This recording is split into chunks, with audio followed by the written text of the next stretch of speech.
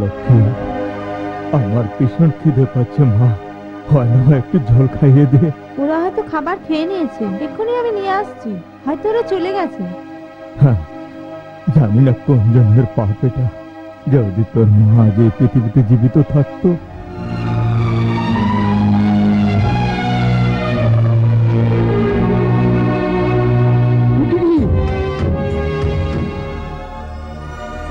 কি করছিস? বাবার জন্য খাবার। তোরা না খেয়ে থাকবি আর আমরা খেয়ে নেবো, এরকম রাক্ষস আমরা নই। প্রথমে উনি আমার স্বামী, তারপর উনি তোর বাপ। ওনার জন্য আমি আগেই বলে রেখেছি, নিয়ে যা।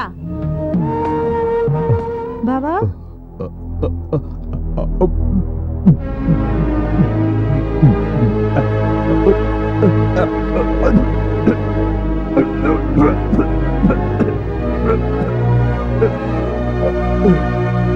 ঘিয়ের জায়গায় সাবান, লঙ্কার পরিবর্তে কুমকুম মিশিয়েছে। হ্যাঁ, মিশিয়েছি। আজ থেকে ওনাকে এইরকমই খাবার দেব। এতদিন পর্যন্ত যে তেল ঘি খেয়েছো, ওরই ফল যে তুমি বিছানায় পড়ে আছো। আর এখন পা অবশ করে কোনো চিন্তা নেই, নিশ্চিন্তে বিছানায় শুয়ে আছো। শোন, বাপের জন্য শুধু পাটাই গেছে, আর যদি বেশি কিছু করে এর মুখটাও বন্ধ হয়ে যাবে। জামাই বাবু, এই খাবার ঔষধযুক্ত, তার মানে মেডিকেটেড ফুড। এটা ভালো করে মিশে খেলে তোমার যে অবসর রোগ আছে সেরে যাবে, তাই না দিদি? তুই মুখ বন্ধ কর না। এত সব বদলে গেল, কিন্তু বুড়োটা এখনো বদলালো না। খাবে তো খাবে, না হলে মরবে। চল।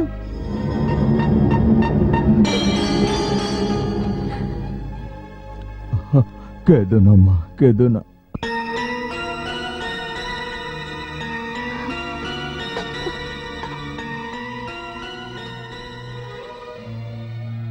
বাবা, আপনার পছন্দ মতন খাবার। বাবা,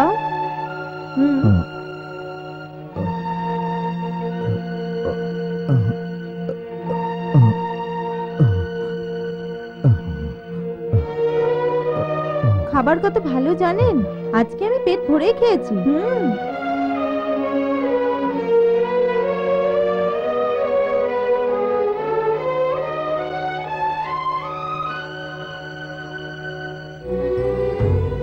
আজকে আমি পেট ভরেই খেয়েছি। কি মা, তুমি খেয়ে নিয়েছো বলছো? হ্যাঁ, কিন্তু তোমার চেহারা দেখে তো অন্য কিছু মনে হচ্ছে। তুমি মিথ্যে ভালো করে বলতে পারো না। বাবা, কেঁদো না মা, কেঁদো না। আপনার ভালোবাসার সামনে যদি এক মুঠো খেলেই তাহলে আমার পেট ভরে গেছে তাই মনে হয়। কিন্তু আমরা যেন কিছু না খেতে পারি, এইভাবে উনি অধিকার খাটাচ্ছেন। বাবা, কিছু হয়নি মা, তাতে কি হলো? বাবা, এই দেশে মানুষ কেন এরকম অত্যাচার করে? কারোর সম্পত্তি কেড়ে নেওয়ার জন্য ওরা যা কিছু করতে পারে। বাবা, এখানে থেকে আর কোনো লাভ নেই। চলো আমরা কোথাও চলে যাই। কোথায় যাব মা? নিজের অপঙ্গ বাপকে নিয়ে কোথায় যাবি মা? আমি আমার মেয়েকে কিছুদিন আরো দেখতে চাই। যদি কাল তোর এই বাপের কিছু হয়ে যায় তো মা, বাবা, তোর যেভাবে তাই ভেবে আমি, আমার মনে কি কষ্ট হচ্ছে সেটা আমি জানি। আমাকে এই অবস্থায় ঢেলে ওরা মনের খুশি মতো জীবন যাপন করছে।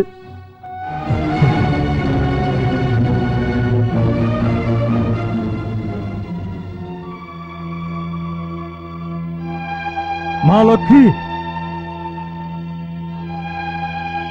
লক্ষ্মী, এত স্বার্থপর হও না মা। তুই নিজের প্রাণ ত্যাগ করে এই বাপকে আরো কষ্ট দিতে চাইছিস। মায়ের মৃতদেহ কাঁধে তোলার শক্তি আমার নেই মা। নিজের প্রাণ ত্যাগ করার আগে আমার প্রাণ নিয়ে নে মা।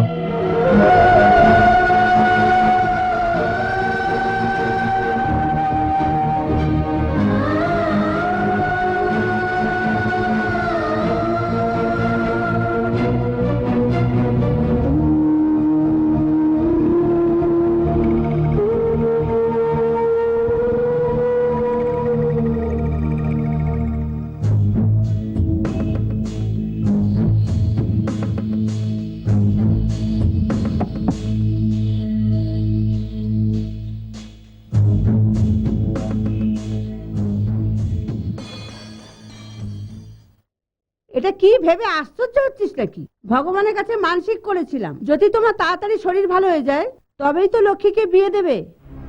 জামাইবাবু, আপনার রোগ সারানোর জন্য আমরা ঔষধ করেছি, সেটা লক্ষণের সঞ্জীবনী বটি হয়ে মন্ত্র জপ করার মতন ঔষধ খুবই পাওয়ারফুল। সেই জন্য এইবার তোমার ব্যায়াম সারানোর জন্য আমাদের লক্ষ্মীর জন্য, আর তুমি এই ঘরে একদম স্বাস্থ্যবান থাকো সেই জন্য এই রাহুলই সবকিছুই।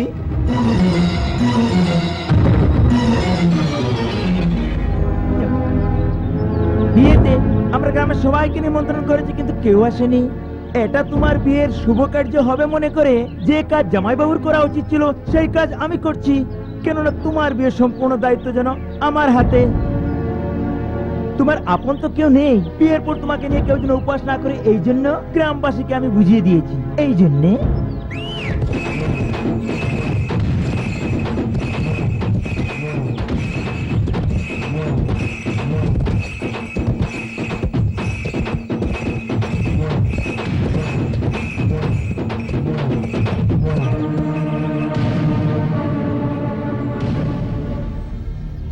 পণ্ডিত তাড়াতাড়ি মন্ত্র পড়ো।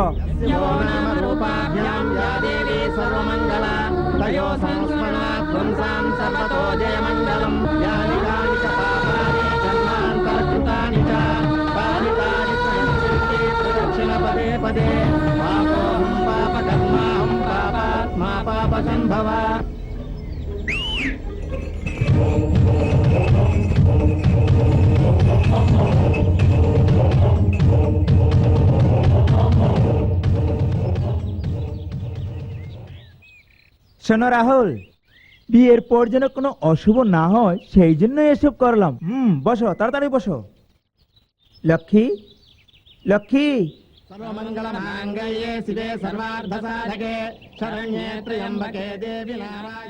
হ্যাঁ, তাড়াতাড়ি করো, মুহূর্ত পেরিয়ে যাচ্ছে। তাড়াতাড়ি শুভ কাজ করো। মাঙ্গল্যম তন্তু নানেন মম জীবন হেতুনা কণ্ঠে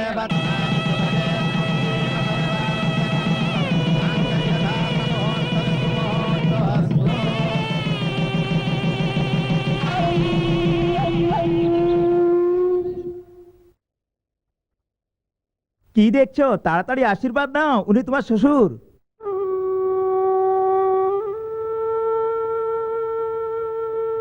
জামাই বাবু, মেয়ে আর মেয়ের জামাই, আশীর্বাদ দাও। এই নে তোর ওই শাঁখা সিঁদুর পরা মেয়ে আর শাঁখা সিঁদুর পরানোর জামাই, তাড়াতাড়ি আশীর্বাদ দে। যখন যা হওয়ার তা হয়েই থাকে, উনার কাছ থেকে আশীর্বাদ নিয়ে নিজে নিজের কাজ করো।